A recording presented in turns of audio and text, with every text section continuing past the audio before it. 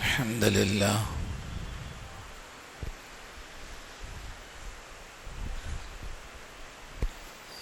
الحمد لله نحمده ونستعينه ونستغفره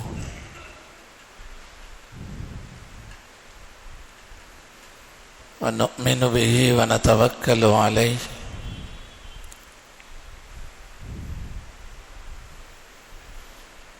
ونعوذ بالله من شرور أنفسنا ومن سيئات أعمالنا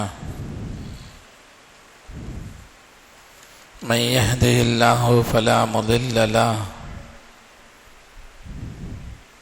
ومن يضلله فلا هادي له ونشهد أن لا إله إلا الله ونشهد أن سيدنا ومولانا محمدا صلى الله عليه وسلم تسليما كثيرا كثيرا أما بعد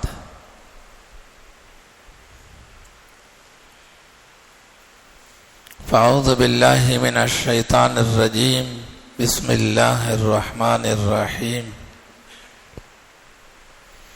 ومن أظلم ممن منع مساجد الله أن يذكر فيها اسمه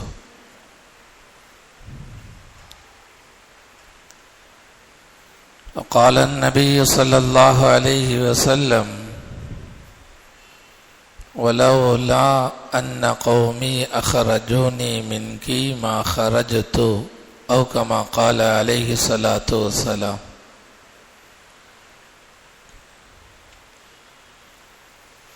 رب اشرح لي صدري ويسر لي أمري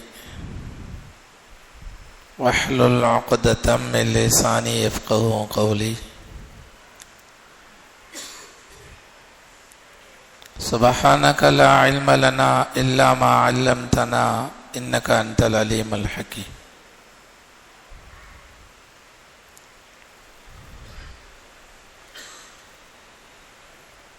கணியத்திற்கும்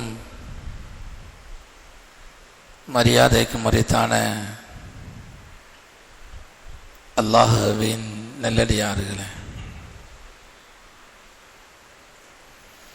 அல்லாஹ்வுடைய கிருபையினால் இந்த நாடு சுதந்திரம் அடைந்து 79வது சுதந்திர தினத்தை இன்றைய தினம் கொண்டாடி கொண்டிருக்கிறது.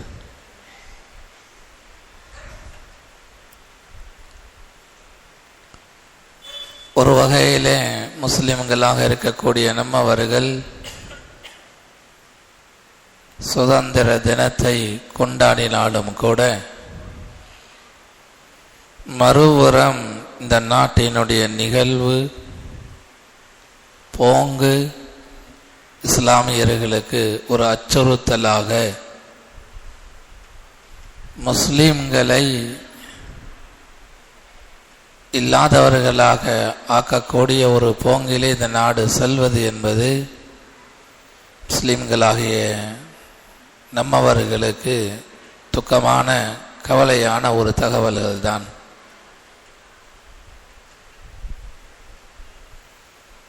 சுதந்திர தின இன்றைய தினத்திலே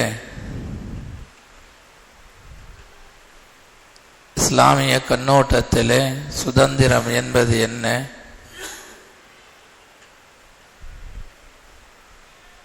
இந்த சுதந்திரத்திற்காக வேண்டி, இந்திய திருநாட்டினுடைய சுதந்திரத்திற்காக வேண்டி முஸ்லிம்களுடைய பங்களிப்பு என்ன,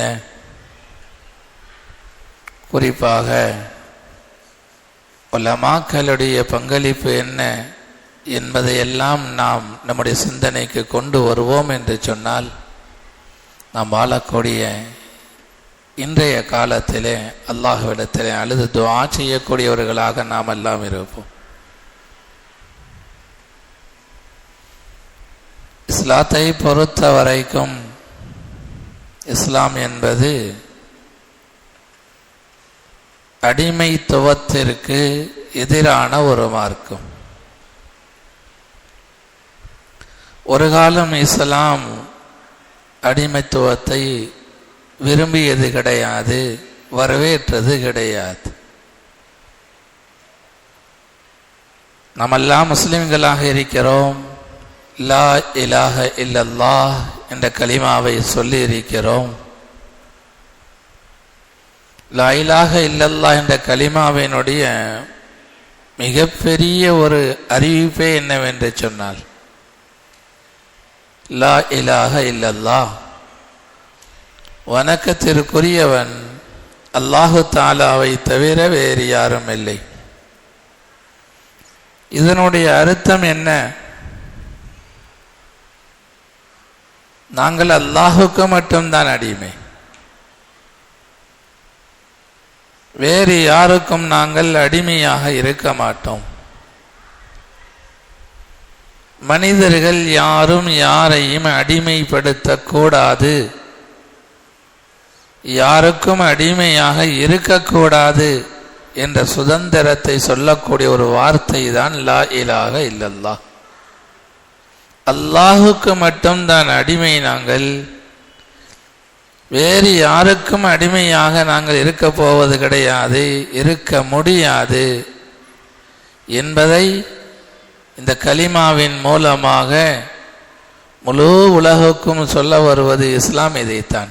லா இலாஹ இல்லல்லாஹ், அல்லாஹ் ஒருவனுக்கு மட்டும்தான் நாங்கள் அடிமை, வேறு எவனுக்கும் நாங்கள் அடிமையாக மாட்டோம். அடிமையாக நாங்கள் வாழ விரும்பவில்லை என்பதை சொல்லக்கூடிய ஒரு வார்த்தை தான் லா இலாஹ இல்லல்லாஹ் என்பது. அடிமையாக இருப்பது மட்டுமல்ல, முஸ்லிம்களுக்கு, உலக மக்களுக்கு இஸ்லாம் இதன் மூலமாக சொல்ல வருவது, நீங்களும் யாரையும் அடிமையாக ஆக்கக்கூடாது, நீங்கள் யாருக்கும் அடிமையாக இருக்கக்கூடாது, நீங்கள் யாரையும் அடிமையாக ஆக்கவும் கூடாது. அடிமைத்தனத்திற்கு எதிரானது இஸ்லாம். திருமறையினுடைய வரலாறுகளை நாம் படித்து பார்க்கும் பொழுது, எத்துணை நபிமார்கள் வந்தார்களோ அவர்கள் வெறுமனே இஸ்லாத்தின் பக்கம் மட்டும் அழைப்பு கொடுத்தது கிடையாது. அன்றைய காலத்திலே வாழக்கூடிய முஸ்லிம்கள் மக்கள் என்ன சிரமத்தில் இருப்பார்களோ அந்த சிரமத்திலிருந்து மக்களை வெளியாக்குவதற்காக வேண்டியும் நபிமார்கள் அனுப்பப்பட்டார்கள். அந்த வகையிலே பார்க்கும் பொழுது பனு இஸ்ரவேலர்கள் ஃபிரௌன் இடத்திலே அடிமையாக இருந்தார்கள். ஃபிரௌன் அவர்களை அடிமையாக வைத்திருந்தான். அந்த நேரத்தில் தான் மூசா அலைஹிஸ்ஸலாம் அவர்களையும் ஹாரூன் அலைஹிஸ்ஸலாம் அவர்களையும் அல்லாஹ் நபியாக அனுப்புகிறான். இருவருக்கும் அல்லாஹ் சொன்ன வார்த்தை என்ன தெரியுமா? ஃபஅத்தியா ஃபிர்அவுன ஃபகூலா, ஃபஅத்தியா ஃபிர்அவுன ஃபகூலா இன்னா ரசூலு ரப்பில் ஆலமீன் அன் அர்சில் மஅனா பனி இஸ்ராயீல். அல்லாஹு ஜல்ல ஷானஹு தஆலா ஏகத்துவத்தின் பக்கமும் அழைப்பு கொடுக்கிறான். அடிமைப்படுத்தப்பட்டிருந்த மக்களை அடிமைத்தனத்தில் இருந்து வெளியாக்கும்படியும் அல்லாஹு தஆலா 2 நபிமார்களுக்கும் உத்தரவிடுகிறான். வெறுமனே கலிமாவின் பக்கம் மட்டும் மூசா அலைஹிஸ்ஸலாம் அவர்கள் அழைப்பு கொடுக்கவில்லை. வெறுமனே கலிமாவின் பக்கம் மட்டும் அழைப்பு கொடுக்கும்படியாக அல்லாஹ் சொல்லவும் கிடையாது. ஃபஅத்தியா ஃபிர்அவுன, அடிமைப்படுத்தி வைத்திருந்த அந்த ஃபிரௌன் இடத்துக்கு நீங்கள் வாருங்கள். ஃபகூலா, நீங்கள் சொல்லுங்கள், இன்னா ரசூலு ரப்பில் ஆலமீன், அகிலத்தவனுடைய ஆளக்கூடிய அந்த ரப்பினுடைய புறத்திலிருந்து ரசூலாக நாங்கள் வந்திருக்கிறோம். என்ன தகவலை கொண்டு வந்திருக்கிறோம்? ஹஸரத் மூசா அலைஹிஸ்ஸலாம் அவர்கள் ஃபிரௌனிடத்தில் சொன்னார்கள், அன் அர்சில் மஅனா பனி இஸ்ராயீல, எந்த பனு இஸ்ரவேலர்களை நீங்கள் அடிமைப்படுத்தி வைத்திருக்கிறாயோ அவர்களை சுதந்திரமானவர்களாக எங்களிடத்திலே ஒப்படைக்க வேண்டும். இஸ்லாம் ஒருபொழுதும் அடிமைத்தனத்திற்கு ஆதரவானதல்ல, சுதந்திரத்திற்கு ஆதரவானது. தனி மனித சுதந்திரமாக இருக்கலாம், முழு சமூகத்துடைய சுதந்திரமாக இருக்கலாம். இஸ்லாம் ஆதரவானது. அடிமைத்தனம் தனி மனித அடிமைத்தனமாக இருந்தாலும் சரி, ஒரு சமூகத்துடைய அடிமைத்தனமாக இருந்தாலும் இஸ்லாம் முழுக்க முழுக்க அதை எதிர்க்கும். பெருமானார் ஸல்லல்லாஹு அலைஹி வஸல்லம் அவர்கள் நபியாக அனுப்பப்பட்ட பொழுது இஸ்லாத்தை எடுத்து சொன்ன நபி ஸல்லல்லாஹு அலைஹி வஸல்லம் அவர்களுடைய அன்றைய காலத்திலே நிறைய அடிமைகள் இருந்தார்கள். அடிமைத்தனம் இருந்தது. அபுது என்ற வார்த்தை பல்வேறு இடங்களிலே குர்ஆனில் சொல்லப்படும். அடிமைகளை உரிமை விடுவது, தஹ்ரீரு ரகபா என்பதாக குர்ஆன் சொல்லும். அடிமைகளை உரிமை விடுவதை பற்றி குர்ஆன் பேசும். பெருமானார் ஸல்லல்லாஹு அலைஹி வஸல்லம் அவர்களுடைய காலம் வரைக்கும், ரசூலாக அனுப்பப்படும் காலம் வரைக்கும் அடிமைகள் மக்காவிலே அரபு நாட்டிலே இருந்தார்கள்.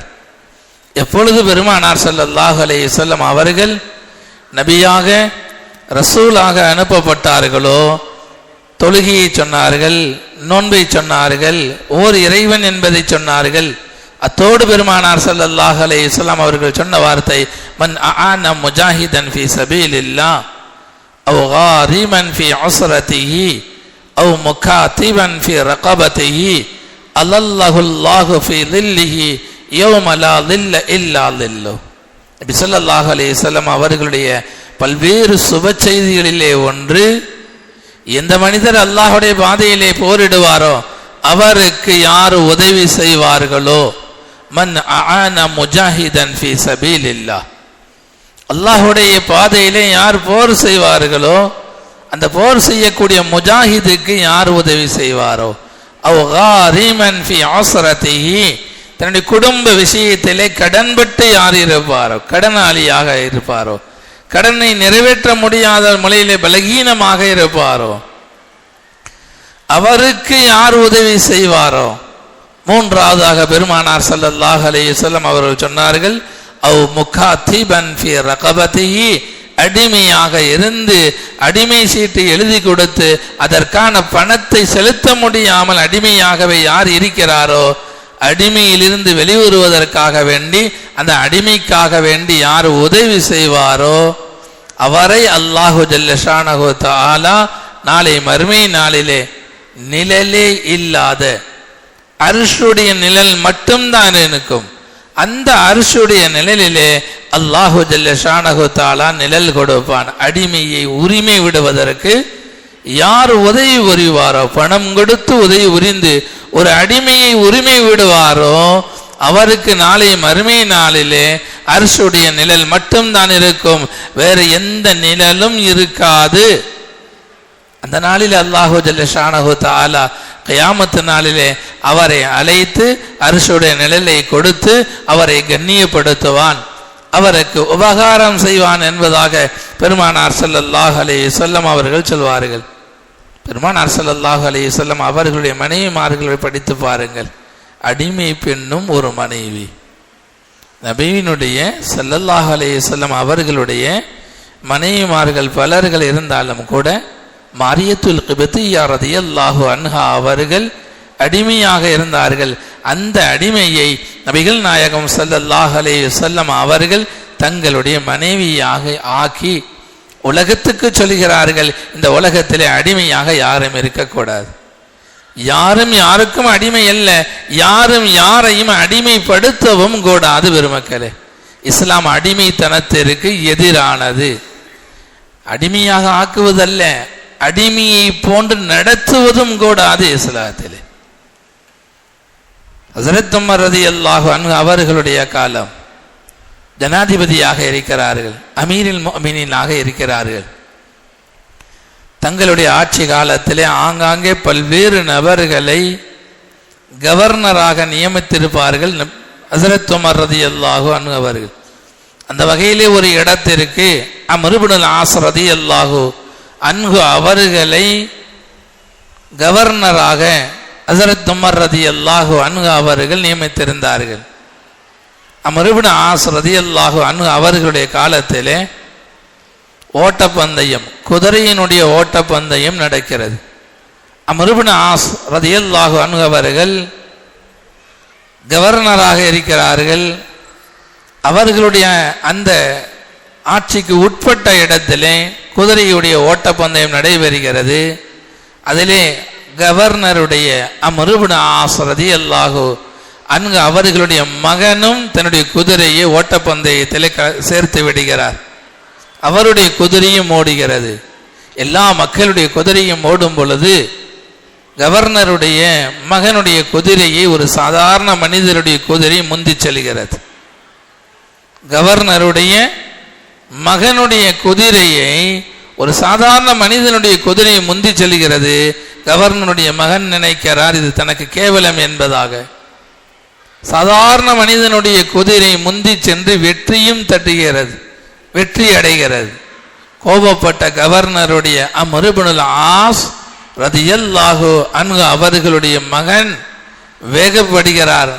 அத்தனை மக்களுக்கு முன்பதாக நின்று யாருடைய குதிரை முந்தி சென்றதோ அவரை சாட்டையினால் அடிக்கிறார். அடிவாங்கிய அந்த மனிதர் நேராக வேகமாக மதீனாவிற்கு வருகிறார். ஹஸ்ரத் உமர் ரலியல்லாஹு அன்ஹு அவர்களை சந்திக்கிறார். நடந்த எல்லா விஷயத்தையும் சொல்கிறார். ஹஸ்ரத் உமர் ரலியல்லாஹு அன்ஹு அவர்கள் கவர்னராக இருந்த அம்ர் இப்னு ஆஸ் ரலியல்லாஹு அன்ஹு சஹாபி, அவரையும் வரச் சொன்னார்கள், அவருடைய மகனையும் வரச் சொன்னார்கள். ரெண்டு பேரையும் நிறுத்திவிட்டு அந்த மனிதரை காண்பித்தார்கள். இவருடைய விஷயத்திலே நீங்கள் எப்படி நடந்து கொண்டீர்கள்?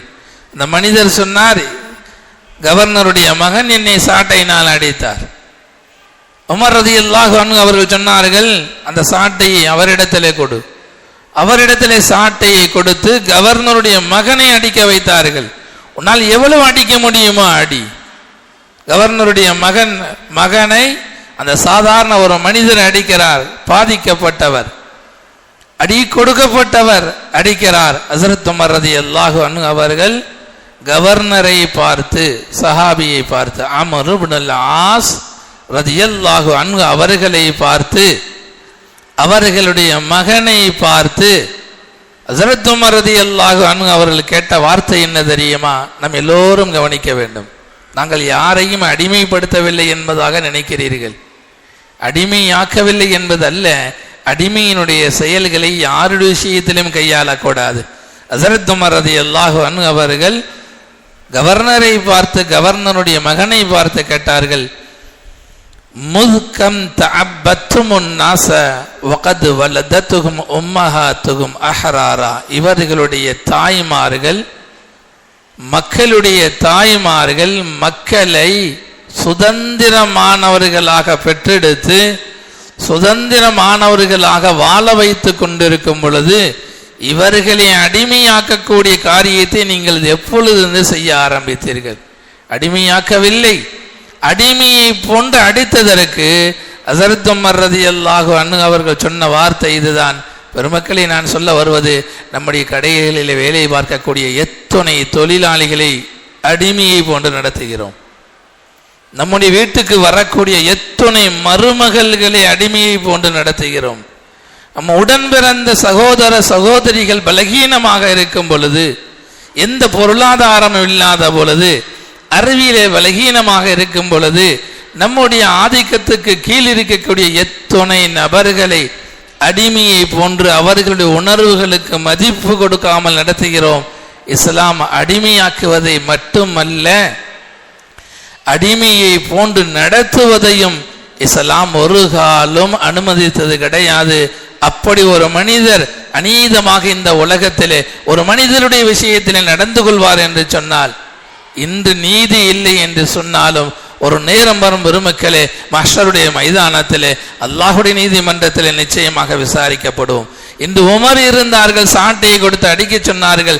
இன்று உமர் இல்லை, ஒரு நாள் வரும் அல்லாஹ் மஹ்ஷருடைய மைதானத்திலே பாதிக்கப்பட்டவர்களுக்கு அல்லாஹ் அதிகாரத்தை கொடுப்பான். அவர்கள் நம்மை பழி வாங்குவார்கள். நிச்சயமாக நடக்கும். இன்று எதுவுமே செய்ய முடியாமல் வேதனைக்கு ஆளாக்கப்பட்டவர்கள், கொடுமைப்படுத்தப்பட்டவர்கள், சித்திரவதைக்கு ஆளாக்கப்பட்டவர்கள் நிச்சயமாக நாளை அல்லாஹுடைய நீதிமன்றத்திலே அல்லாஹுக்கு முன்பதாக அவர்களுக்கு அல்லாஹ் நீதி வழங்குவான் என்பதை நிச்சயமாக மறந்துவிடக்கூடாது.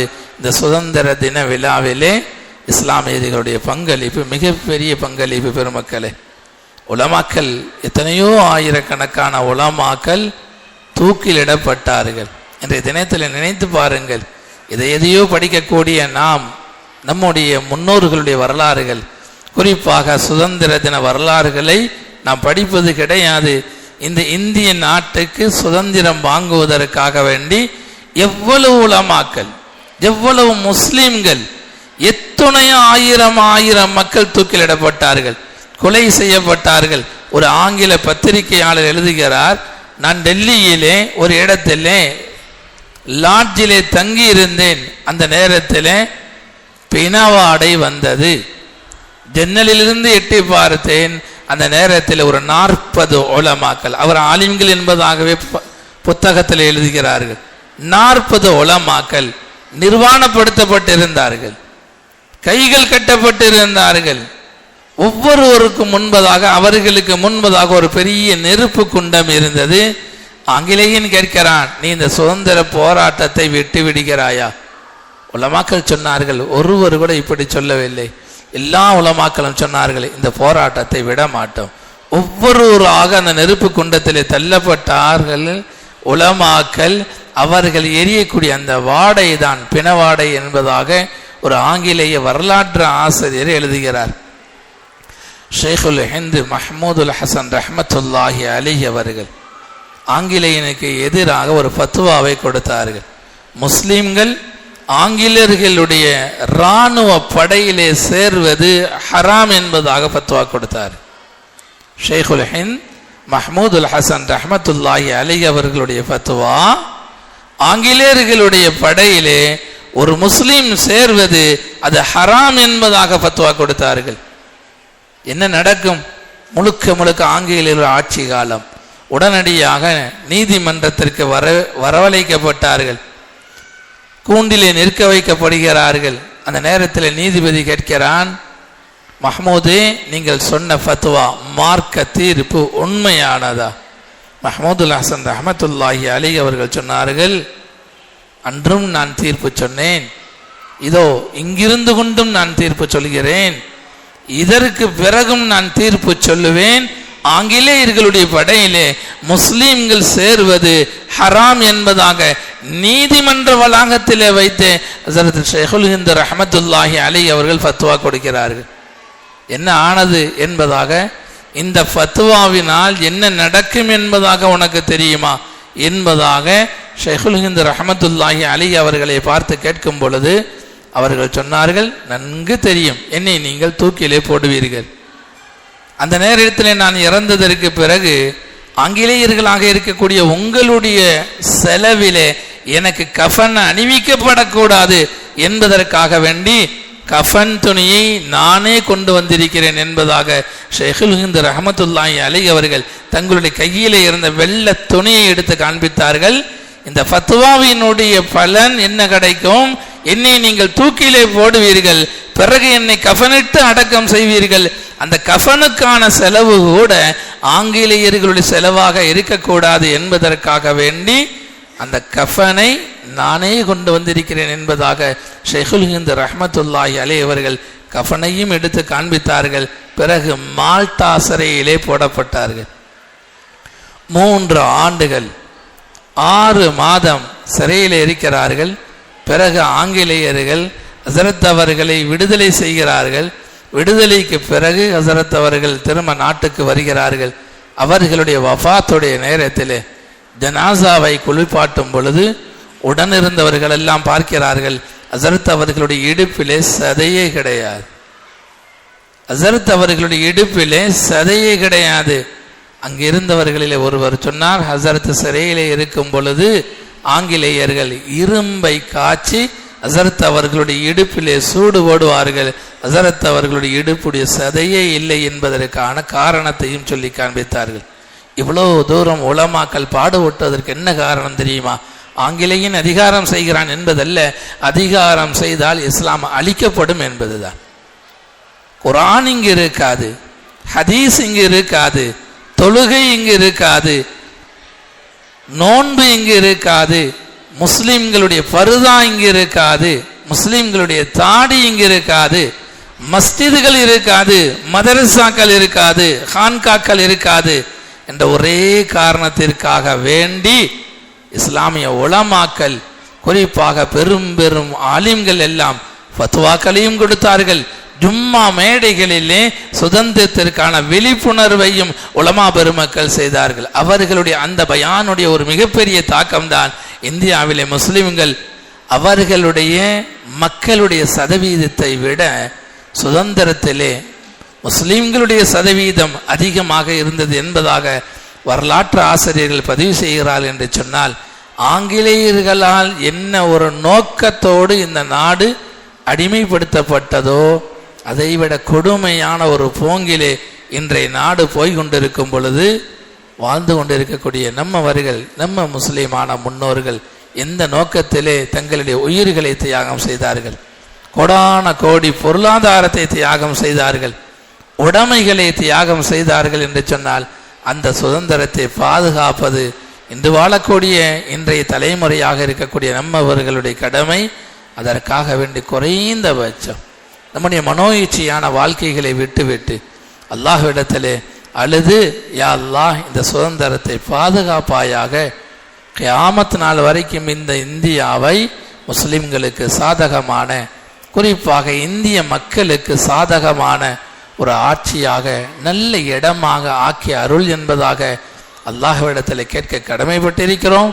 வல்லா அல்லாஹ் இந்த நாட்டை நிரந்தரமாக முஸ்லிம்களுக்கு சாதகமான நாடாக, இஸ்லாத்தை கொண்டு அமல் செய்வதற்கு ஒரு சாதகமான இடமாக அல்லாஹு ஜல்ல ஷானஹு தஆலா அமைத்து தந்தருளுவானாக என்பதாக நல்ல நேரத்தில் துஆ செய்து கொள்வோம். வ ஆகிரு தஅவானா அனில் ஹம்து